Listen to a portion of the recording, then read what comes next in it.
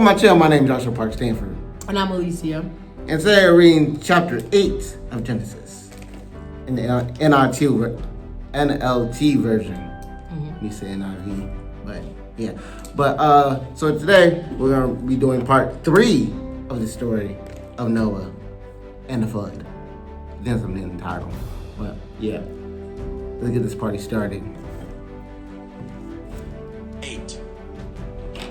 The flood recedes. But God remembered Noah and all the wild animals and livestock with him in the boat. He sent a wind to blow across the earth, and the floodwaters began to recede. The underground water stopped flowing, and the torrential rains from the sky were stopped. So the floodwaters gradually receded from the earth. After 150 days, exactly 5 months from the time the flood began, the boat came to rest on the mountains of Ararat.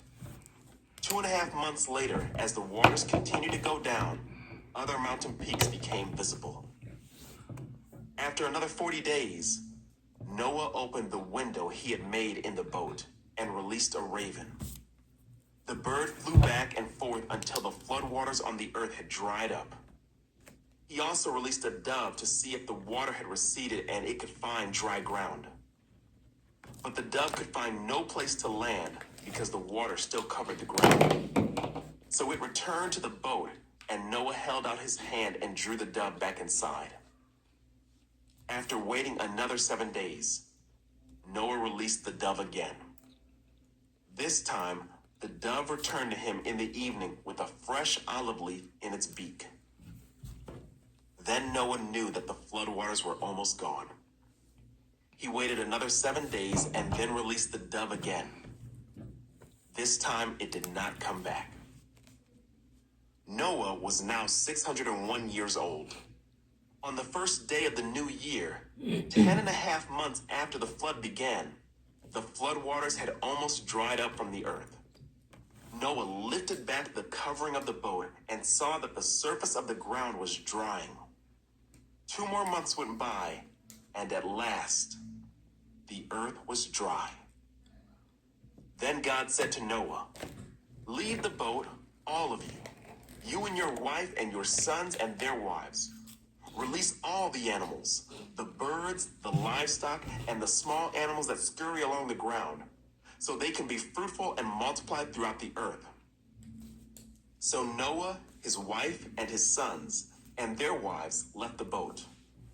And all of the large and small animals and birds came out of the boat, pair by pair. Then Noah built an altar to the Lord, and there he sacrificed as burnt offerings the animals and birds that had been approved for that purpose. And the Lord was pleased with the aroma of the sacrifice and said to himself, "I will never again curse the ground because of the human race. Even though everything they think or imagine is bent toward evil from childhood, I will never again destroy all living things. As long as the earth remains, there will be planting and harvest, cold and heat, summer and winter, day and night." All right, so that was chapter 8. And basically God was in the water, had wind, and the water was slowly going down and down and down until they were on top of a mountain. I don't know how big the mountain was. It could Mount Everest for all that. I don't know what mountain was. Then Noah decided to release a raven. Wait, did they say the raven came back? No. So the raven basically didn't come back. And they said, and then after that, it was, 7 days later? I don't remember exactly. Okay, it was somewhere. But the dove went out, came back, went back. Never came back. It never came back. So basically, they found dry land, and the dove found basically somewhere to live before everybody else did for the rest of the animals. And then, how many days did it take? 150 days? It took 150 days for the earth to dry completely from all the flooding. I think. Was it 150 days?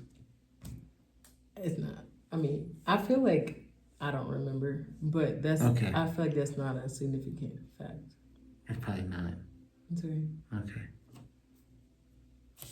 I'll go ahead. Okay. No, you can go ahead. You can finish too. I know. I'm like you. Some things that I highlighted. I would say, God did not forsake Noah. Like, Yeah. He didn't forget about him. He told him, "Hey, build this boat, get on the ark, and when it's time, I'm gonna flood the earth." He told him exactly what to do, and he didn't leave him after the fact. Like Noah didn't have to guess. Like, "Hey, oh, is it time yet? Is it ready?" Everything kind of flowed smoothly, and then he said, "Okay, Noah, it's time to get out. Get the animals out. We need to populate the earth again because, I want to see it back to how it was, but better or not. I don't know." So then, just as the waters continued to go down, he just didn't forget about him, and he knew that they had to have somewhere dry to live. They had to be able to, start fires and live back on the earth like normal. So he waited and he didn't forget about him. So then I also saw that God promised not to ever flood the entire earth again. I remember when I was younger, I used to think like, oh my gosh, it flooded over there. Like, I know God said he wasn't going to flood the earth and this and that.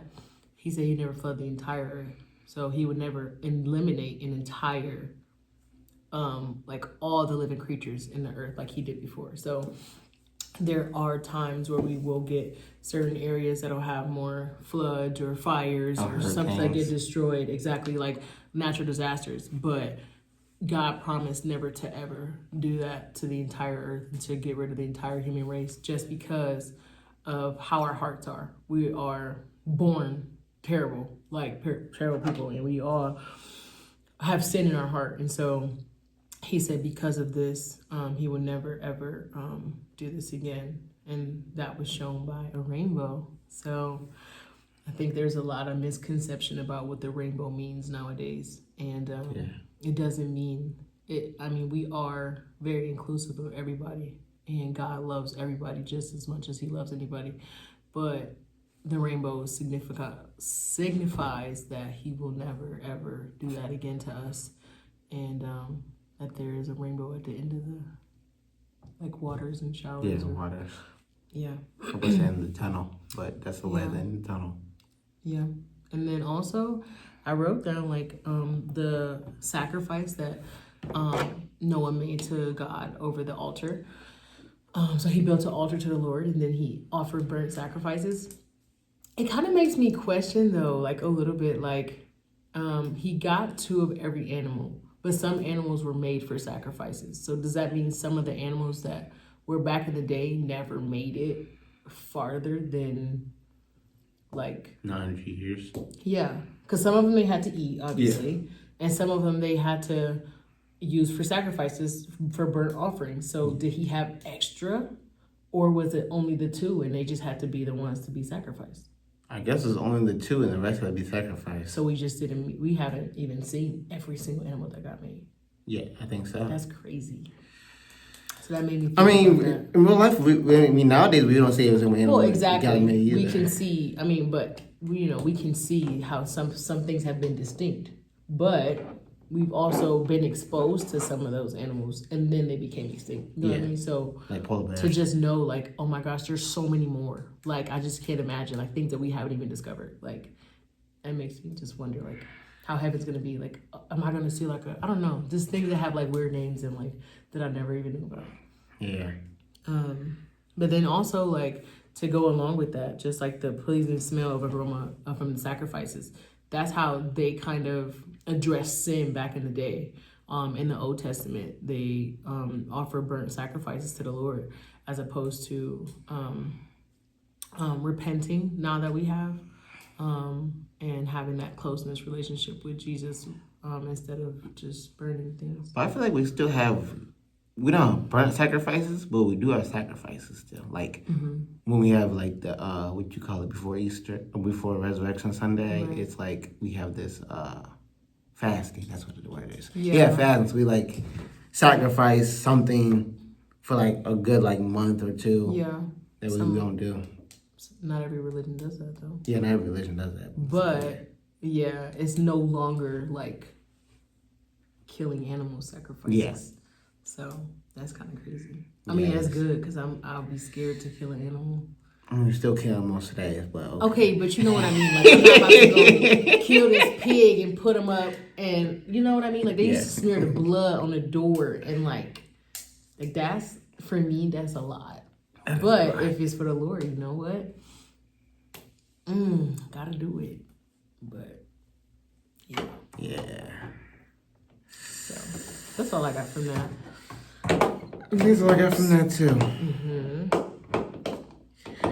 Well, that is the end of my video. Make sure to subscribe, turn on notifications. Follow her on Instagram at JIFE247. That's right. That's right. And yeah, DM me if you want to join. It doesn't matter. You know, my Instagram, it's going to be the end of the video. And it's coming in the video that you don't know about. But deuces.